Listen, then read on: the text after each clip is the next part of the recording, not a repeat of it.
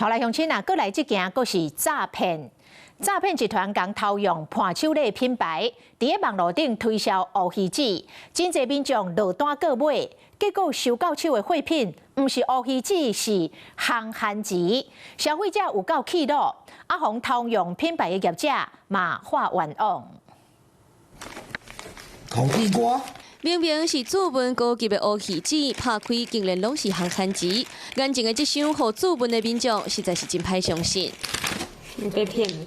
一个一个拍开，搁再确认，就是想袂到，竟然会拄到这款代志。诈骗事件满四过，就连台北市出名的乌鱼子店拢互冒充。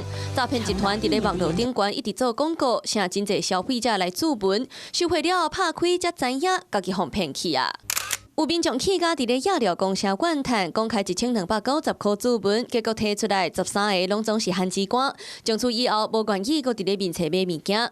除了烘番薯，嘛有人摕到中国生的食品，受害者拢来甲店家斗。 他就是说你是骗子，你是诈骗，不可以这么没良心。他这一些舆论啊，分布在我们的 FB 啊、官网啊，还有直接打电话来骂。这段期间，客人订的货在超商都被退回来，消费者不可能分清楚谁是正牌，谁是诈骗的。头家报警察处理，希望代志赶紧结束。嘛特别呼吁消费者绝对唔通委屈家己。我建议消费者不要认赔，他的管道就是你要。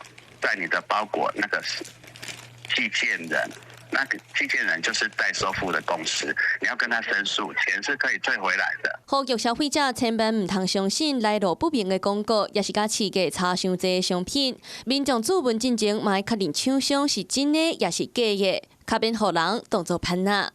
Hello， 我是林仙怡。想要抢先掌握最及时的新闻资讯吗？赶快订阅、按赞、开启小铃铛，锁定华视新闻 YouTube 频道。